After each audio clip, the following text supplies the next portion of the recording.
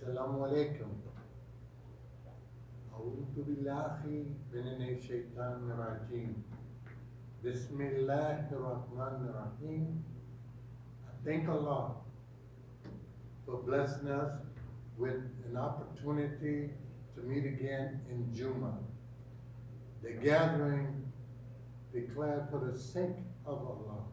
And we thank Allah for Prophet Muhammad sallallahu alaihi wasallam, who is our excellent example, so that we could pattern our behavior in the diplomacy of the Prophet. When I say diplomacy, an opportunity to share in the good and with the purpose of avoiding the bad. I just used a very brief demonstration or illustration or definition of diplomacy. We know it has other meaning.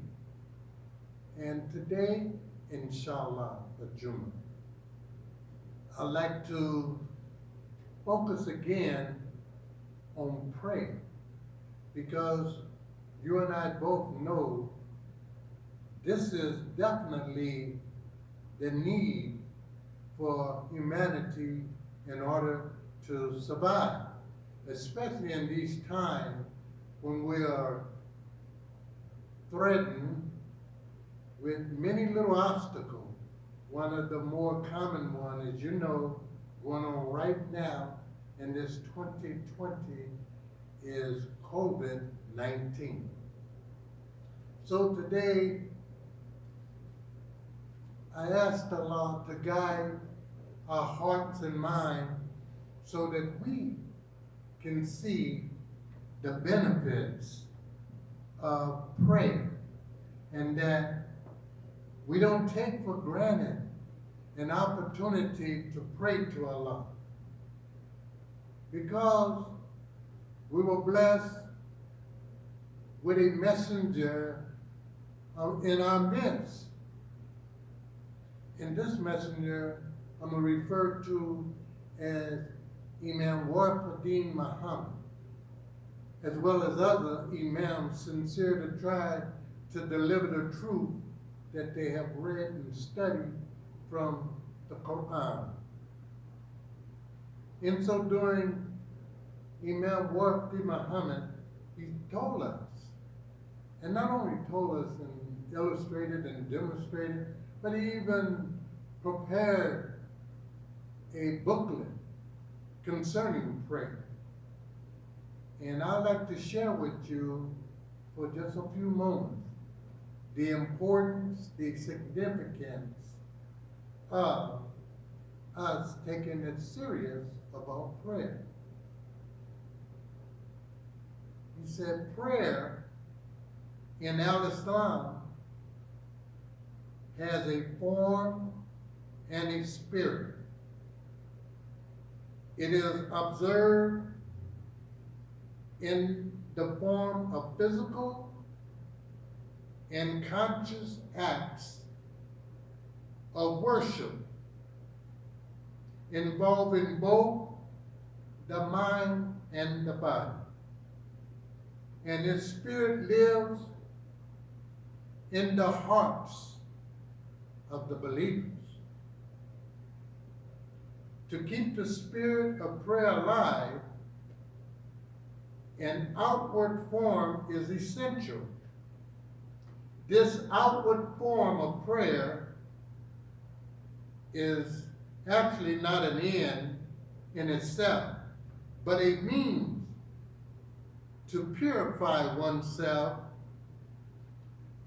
of evil inclinations. Thus, in Al-Islam, a form for the institution of prayer was revealed to Prophet Muhammad by Allah. So prayer is physical and a spiritual exercise. And for us to take heed of this, even in my attempt to teach prayer, it is not only just the reciting the words in praise of Allah, the Most High. It also involves a mental attitude. Just think about that. So the first condition of a prayerful mind is humility, a feeling of submission. This feeling must be maintained while praying. When praying, the mind must be clean and functioning in a healthy and natural way. Those who are grounded in faith are humble in their prayers. They are conscious of their defects and deficiencies before Allah. And they feel small in His presence. Such people are referred to as mutmanun or mimmanin. So human beings have a natural tendency to feel ashamed of their deficiencies or bad manners.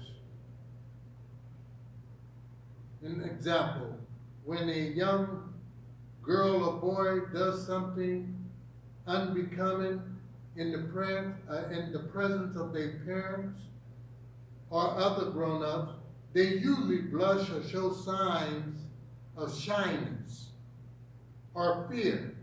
So shyness, in this example, is a quality displayed by a person who feels timid or bashful before others. They feel that something is lacking within themselves and that they are inadequate in some sense. So when a Muslim stands before Allah in prayer, he feels ashamed. He comes to Allah with his human weaknesses and strength, and he wishes that he could be more presentable for Allah. His awareness of his faults and his sins and infirmities forces him to be shy when standing before Allah. So he is humble, he's meek, and he feels a bit of shame. These are qualities of those who have the right attitude when they say they pray. The reason why I'm choosing this is because we don't want to just take prayer as just a ritual without being actually conscious of what we are doing. Because there are others who just make a show of prayer. They feel nothing. They are just reciting. They observe the formalities of prayer, but their hearts and minds are not conscious of what they are saying and doing. So we must be aware of such people, because many who are like that, they actually could be saved. What they must realize is that it is not proper for a Muslim to pray to Allah with an attitude which is independent, proud, and arrogant or egotistical. The creation of the proper state of mind for prayer is even aided by the atmosphere surrounding the worship, as well as by the particular position he adopts. When teaching one of his followers how to pray, Prophet Muhammad instructed, when you stand for prayer, say, Allahu Akbar, which means Allah is the greatest. Then recite from the Holy Quran some of that which you know by heart. Then bow till you feel at ease. Then raise your head and stand up straight. Then prostrate until you feel at ease during your prostration. Then sit with calmness until you feel at ease. Do not hurry. And do the same in all of your prayers. And another mentionable thing, as we even teach our children to pray, Prophet Muhammad said, whoever does not recite Al-Fatiha in his prayer is invalid. And as we study the Quran, asking Allah's mercy and guidance, we begin to learn and appreciate why that came as a statement to us. Because in that prayer, Al-Fatiha, it is said by some scholars, it's the quintessence of the Quran. It also shows the relationship of the servant to the Creator. And so we thank Allah for blessing us with the opportunity to even to learn how to say our prayers properly. And in so doing, especially when we are before others to teach about prayer, is to ask Allah to humble our heart, soul, and spirit so that we say what is proper and right. And those of us who feel that we know, we have guidance where we don't even have to doubt. And we don't even have to challenge each other. Because we have a book that challenges our faith and reasoning when we declare that we understand or when we declare that we know.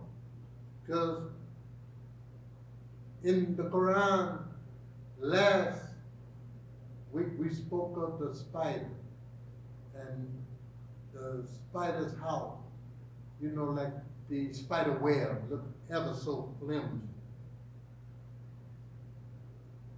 But if we look at our own houses, and I'm speaking of our total being, then we know that using a term like flimsiness, sometimes just as an allegory, we can see because we have deficit that we need to improve on ourselves. So to reiterate what it says in the Quran in this particular chapter, it starts off with, and we say, I seek protection in Allah from the accursed devil. It says, Olive Lam Mim. Do men think that they will be left alone on saying we believe?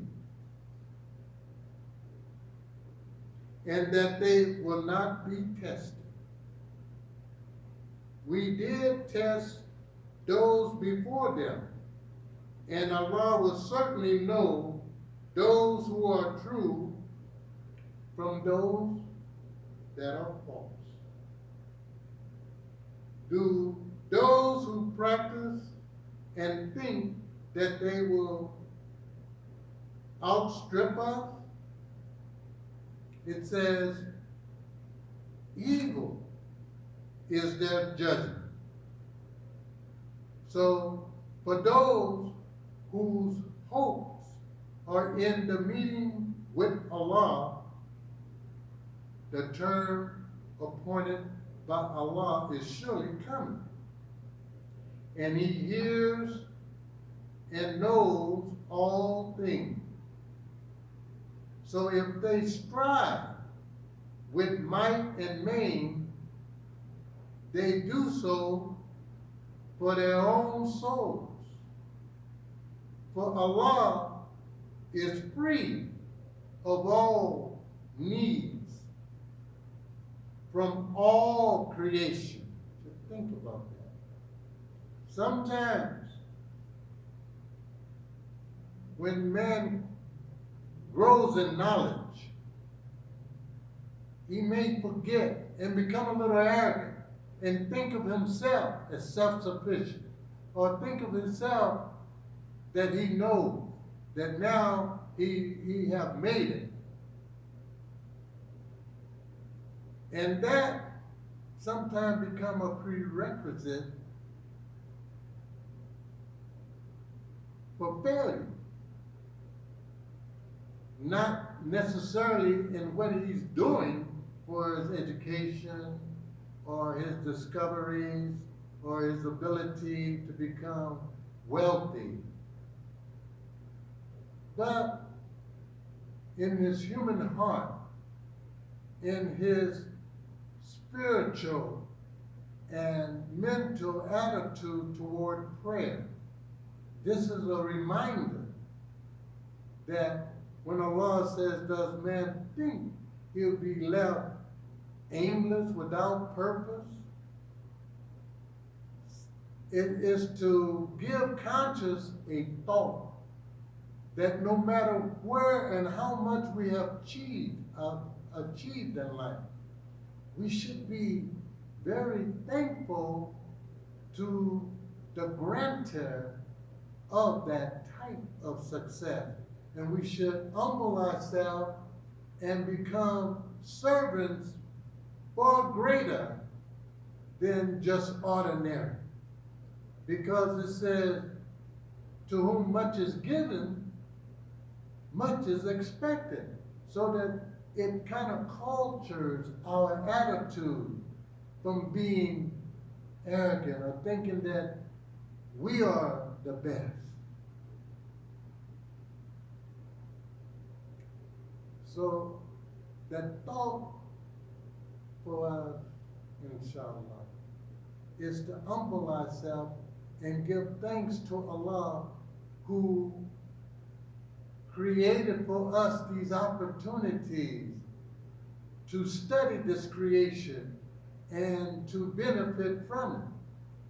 But then it's also given us a responsibility to share with others freely, just like Allah, through His grace, just give us all the things that we need. And as we read and study the Quran, it reminds us, and it reminds the scientists, and it reminds those who have become successful in the material world, that to whom much is given, much is expected. And then in the Quran it said, Allah says, spend out of the love, speaking of charity, in which Allah blessed you with. And don't take the arrogant attitude that, oh, they need you. You are the great Imam. You are the great brother or sister with all of these material blessings. With this knowledge, you have a storehouse of wisdom that you is waiting to share. Think about that attitude. Allah so freely gave us life.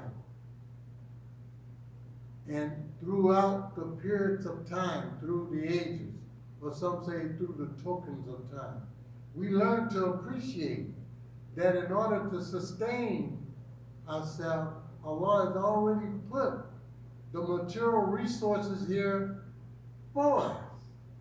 And once we can acknowledge that, we thank Allah for that. And we pray that Allah always keep us in a state of mind where we can show gratitude for His blessing. It's so many things that is put out there to help us. And one of the greatest things is in this institution of prayer, so that no matter how much we gain, it's so important to thank Allah for it, and it's even more important for us to share what we feel that we know that has been helpful to us, that may be helpful to others.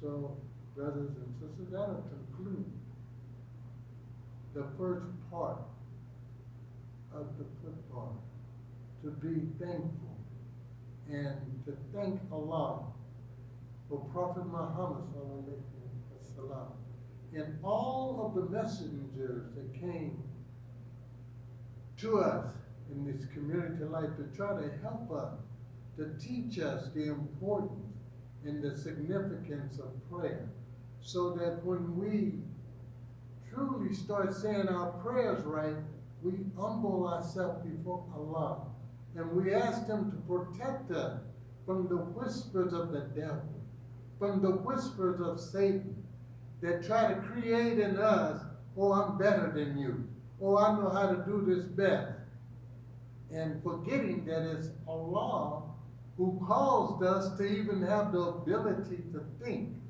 So with that thinking, it should be on something progressive and good, not just for ourselves, but for others. And when we have the right mental and spiritual disposition as we go before Allah in prayer, and we ask Allah to help us and protect ourselves and family and all the righteous, and therefore giving us the proper attitude of not just praying for ourselves, but to pray for others. And may Allah guide us during this Jummah in our prayers to pray for forgiveness and pray for forgiveness of others. And may Allah bless us to come up with solutions that not only help ourselves, but help others. With that, my brothers and sisters, I greet you as I came before you with the greetings of peace. Assalamu alaikum.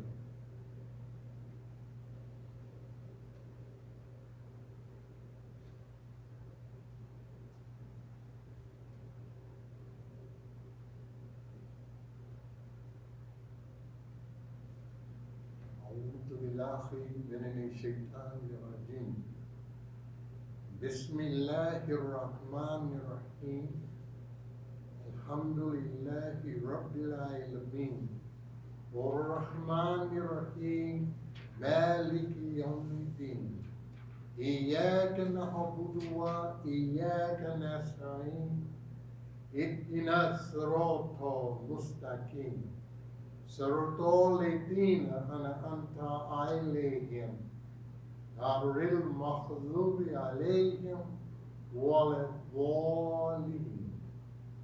Ameen.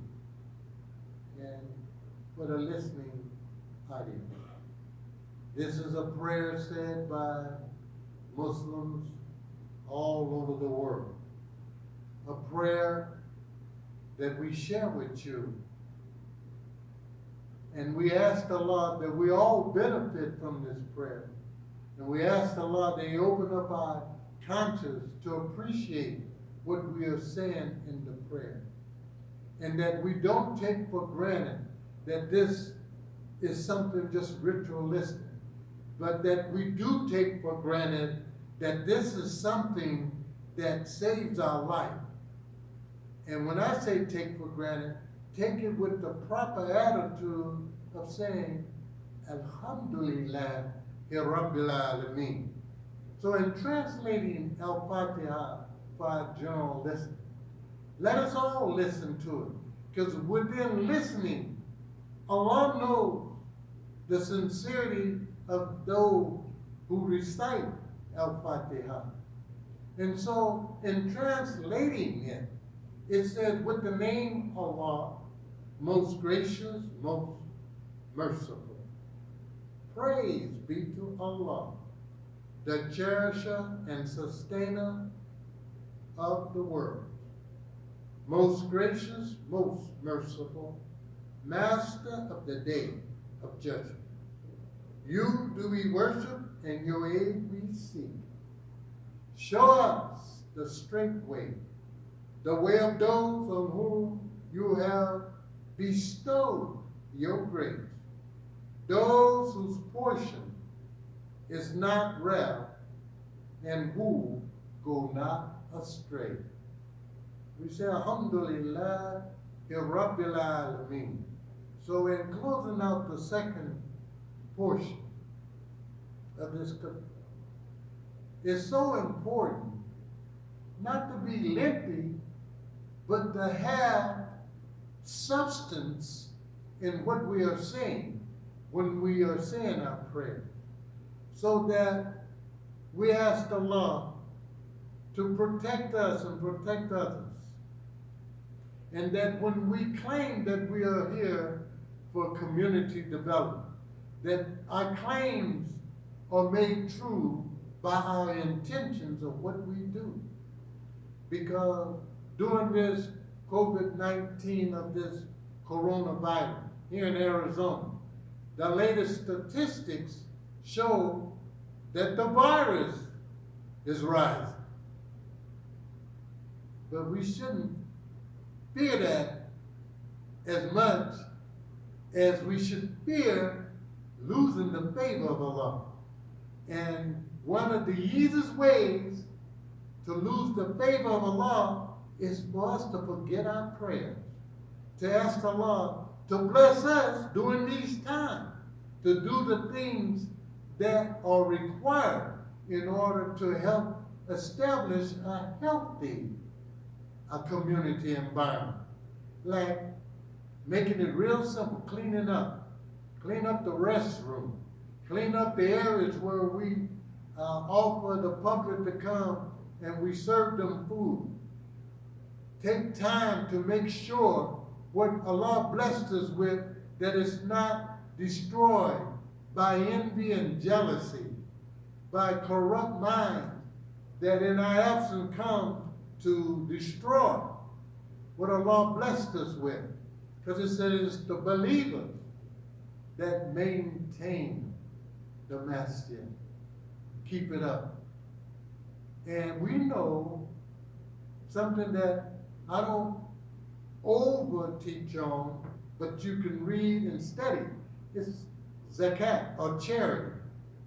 Spending out of what Allah bless you with. It don't just mean your money. It speaks of, even in that, our attitude. And some say, well, I hadn't read that just like that. Well, let us think about that. Allah says, when one believer come to you and give you the greeting, then you should give it back equally or better.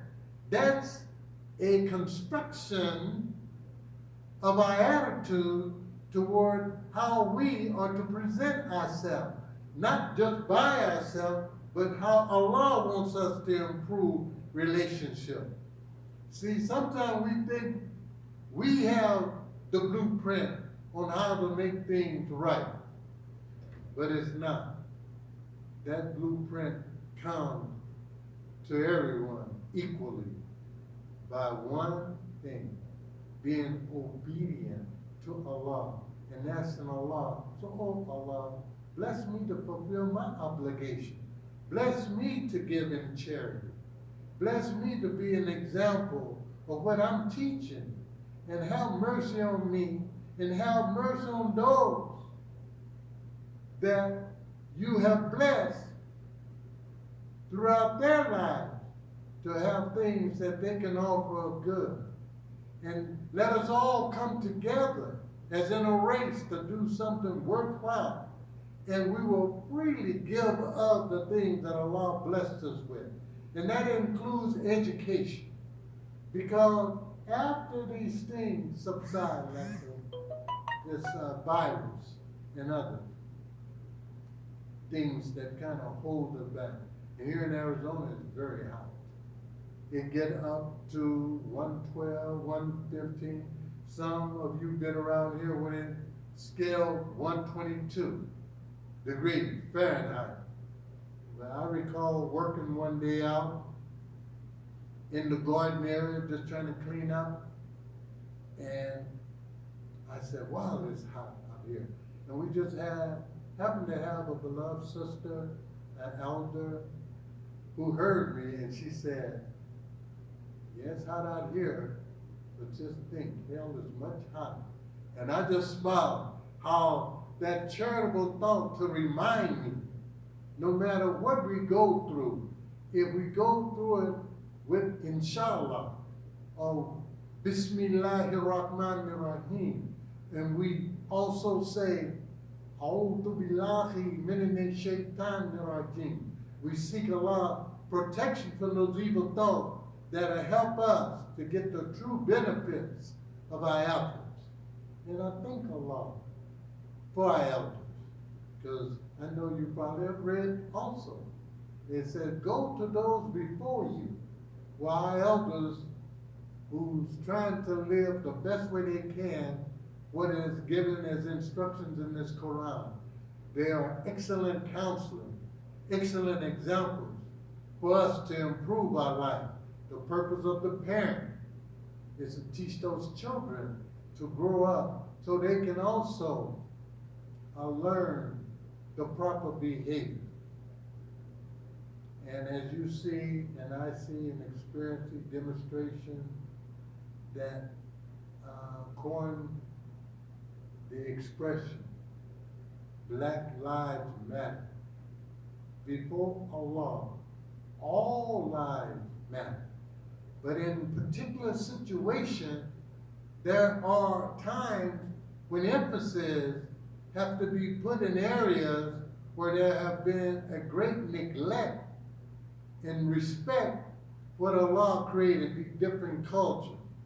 Because when we go out neglecting others because of the way they look or how we feel threatened or whatever is the deficit in our own heart and mind, it's wrong. So sometimes we have to band together to say, no, that's wrong. Because in the Quran it says it in such an eloquent way. It says Allah created these cultures and things not to despise one another, but for us to get to know each other. And it seems like the world is coming to that idea now in these trying times. So with that, brothers and sisters, we pray. We ask Allah to bless us to really understand the power and the principle of the prayer so that we can get the benefit of the prayer. What I mean, if we pray, then it should reflect in our behavior. It may not all come instantly, but over time. And I'm so thankful that Allah blesses us with these opportunities to learn. And I pray that Allah always bless us and protect us from those things that try to hinder. I greet you as I came before you. Assalamu alaikum.